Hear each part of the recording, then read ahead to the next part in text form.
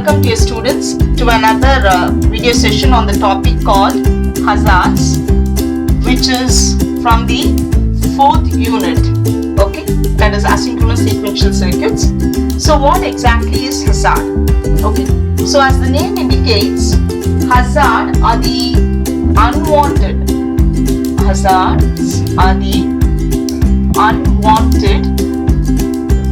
disturbances, or I can say switching transients. Okay, hazards are the unwanted disturbances or say glitches or switching transients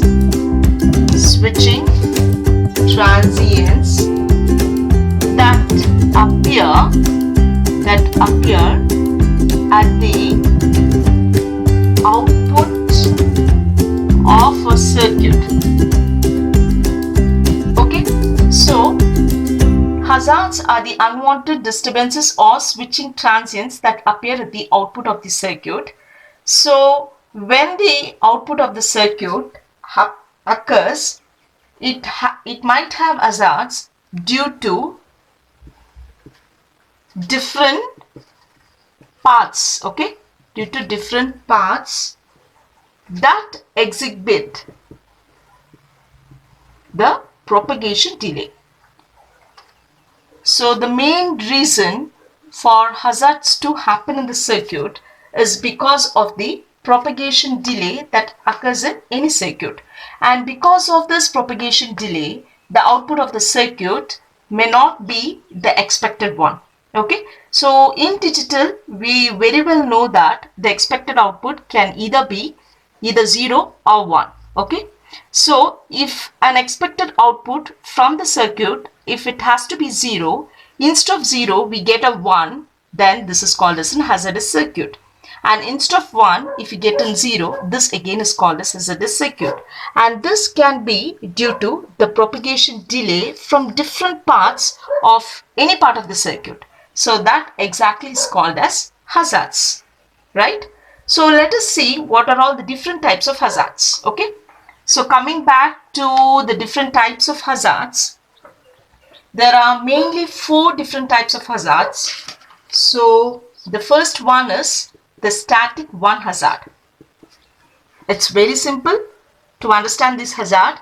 And the second one is static 0 hazard.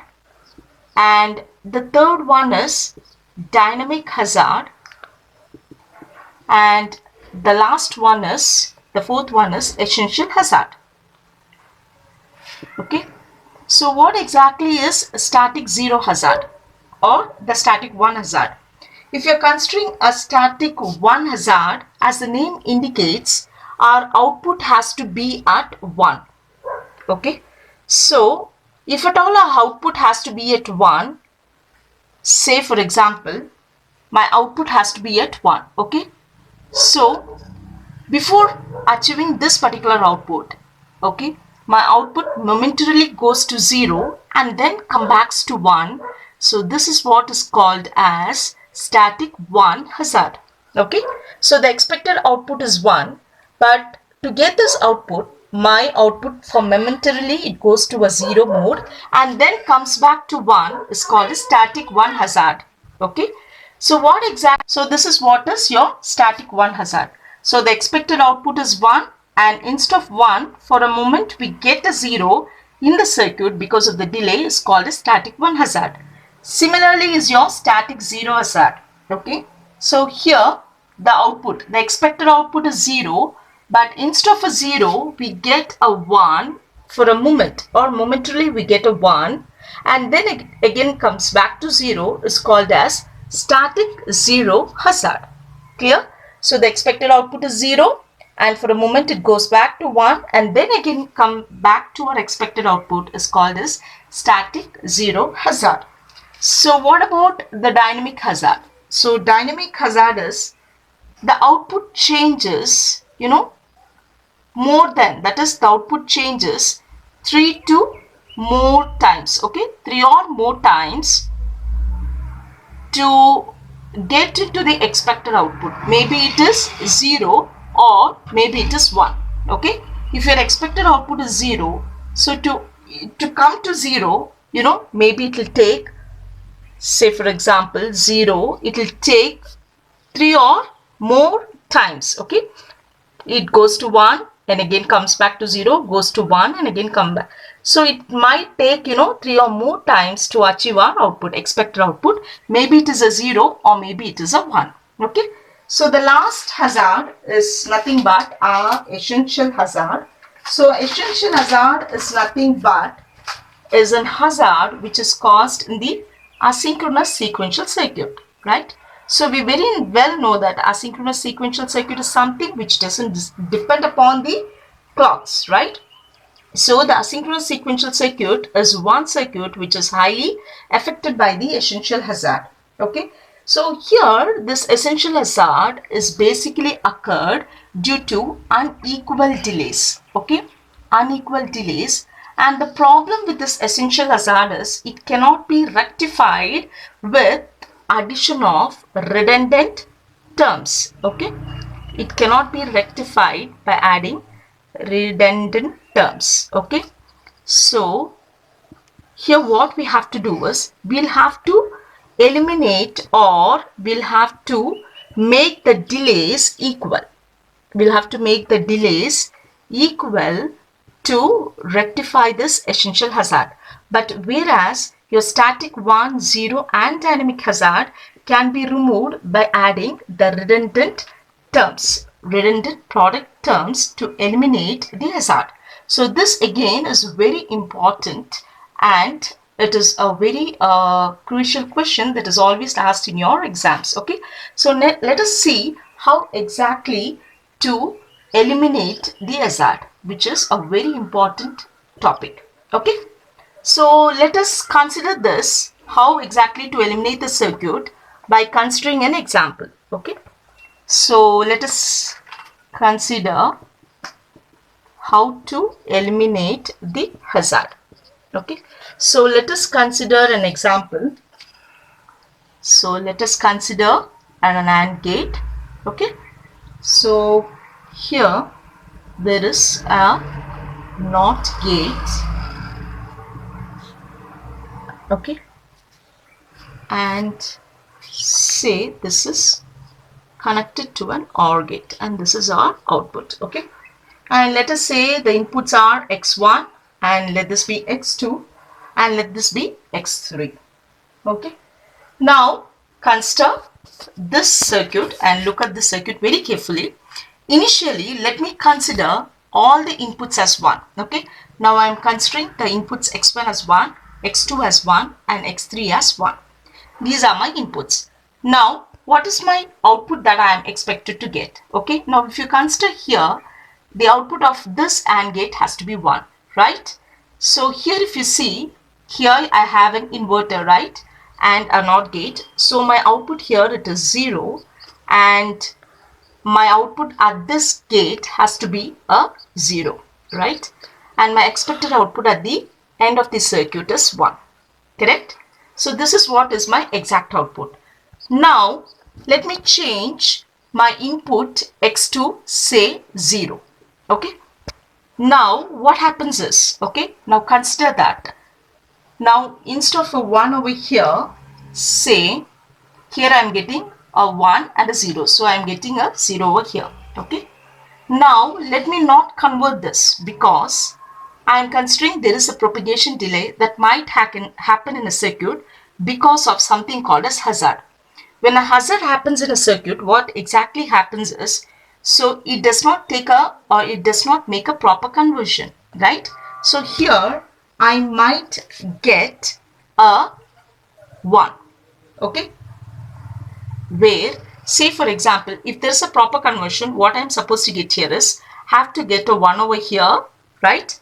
And here I'm supposed to get a 1. So in this case, when there is no conversion happening and there is a hazard, so my output of this gate will remain 0, right?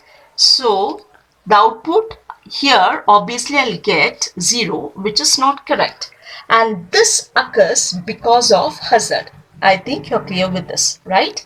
So my expected output at here has to be 1, And because of these levels of gates, and especially because of the propagation delay here, the conversion has not happened correctly, and because of the propagation delay, I'm getting the output as 0 instead of 1.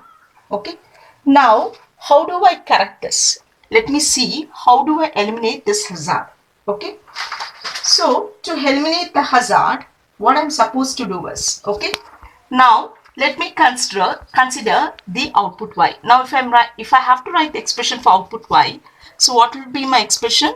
Y is equal to x1, x2, right? So I have x1, x2 plus, if I have to consider this gate, it is x2 bar x3, right? This is what is my output. Okay. Now there is two methods which I can convert, or which I can adopt to eliminate the hazard. Okay. So one is standardization, which we saw in our very first unit. Okay, where we will be considering the missing terms. Now we have the three variables x1, x2, x3, right? So if you consider this product, x3 is missing, right? So we can include the term x3 plus x3 bar over here, and we can include the terms x1 plus x1 bar over here, and you do the simplification and convert into a standard form. That's one method. And the second method, which I'll be showing you now, is the inverse K-map method. Okay, the inverse K-map method to eliminate the hazard. Let us see how to do that. Okay, so let us simplify using a K-map. Okay, so here you have x1, let me consider the inputs, x2, x3. Okay, so here it is 0 and 1. So we are very familiar with the K-map, so I need not explain you all much. So the inputs are 0, 0. So 0, 1, 1, 1 and 1, 0. Now, if I have to get the term x1 and x2, now where will I have to group, right? x1 and x2 is, if I'm having a 1 over here and a 1 over here, okay, you can see that if I am grouping this, you have the terms, here it is x1 and the common over here it is x2, right? So these two cells should contain 1, correct? So this is my first product grouping. Now coming to x2 bar x3, when I have to say x2 bar x3, it is 0, 1. So 0, 1, if I am placing a 1 over here, if I have to group that, I can consider a 1 over here also. Okay, so let us see how the grouping comes here correctly. Okay, now if I have to group here, okay, let me group this. Okay, and let me group this. Now what is the product of this? Here it is. This is x1 and over here this is x2, right? Now grouping this term, here you have it is x2 bar and x3, correct? This is what is a inverse K-map. And how exactly to eliminate the hazard is, you have to group the redundant terms. Dear students, understand one thing. In K-map, actually or usually we never group the redundant terms, right? But to eliminate the hazard, you will have to group the redundant terms, and that is the only method to eliminate the hazard. So when I say redundant terms, it is nothing but you have to group the overlapping group. Okay, now here this is exactly the groups which are formed according to K-map. So when I have to group the redundant group or overlapping the group, this is how it is. Okay, so I'm grouping or I'm overlapping with the two ones. Okay, so what do I get here? So here I get as x1 and I get it here as x3, right? Now my output is something like this. Okay, let me write you all the output over here. So output for this circuit, my redundant circuit, is y is equal to x2 bar x3 plus x1 x3 plus x1 x2. So this is my solution, or answer or result for elimination of my hazard. Okay, Students, you can very well verify this by using the same inputs. Okay, so let me consider the same inputs. Okay, so let me add the circuit. Now this is my elimination expression. So let me draw the circuit for y'all. So when I say x1, x2, this is my x1, x2. Okay, and next is x2 bar, x2 bar, sorry, my x2 bar is here, x2 bar, x2 bar, x3, this is my second term, x2 bar, x3, and the third one is x1, x1 and x3, x1 and x3. Okay, so this is x1 and this is x3. Okay, so this in terms go to, okay, the OR circuit Y. Okay, now let me consider the same inputs 1, 1 and 1. Okay, so you can analyze the circuit. When it is 1, the output over here has to be 1. Okay, so here I will get, okay, when the input is 1 over here, I'll get a 1 over here, and here it is a 0, and my input over here is 1, so I get a 0 over here, and the input over here is 1, and it is 1. So here I get a 1, so my output is 1. Okay, now consider I'm changing my input as 0. Okay, instead of 1, I'm just changing this input as 0. So what do I get? Here I get a 0, and here just concentrate, here I'll get a 1. Okay, and here I'll get a 1. So here it is 1, but here it is 1, and here it is 1. That is, you can see here, even though here the inputs changes, my redundant term will always remain the same. So what happens is my output is going to remain 1 itself. You can see that, right? So these are my outputs from each levels. Because of the redundant term, okay, my inputs will always give me the same output, so that my output remains 1, even though there is a propagation delay. This is how I can eliminate a hazard from any circuit. So remember one thing, to eliminate a hazard, after you do a normal grouping or a normal K-map grouping, you have to group another overlapping group, and you can check for the realization of the circuit, which will give you an assurance of elimination of hazards. Thank you, students. For any doubts, you can revert back to me. Thank you.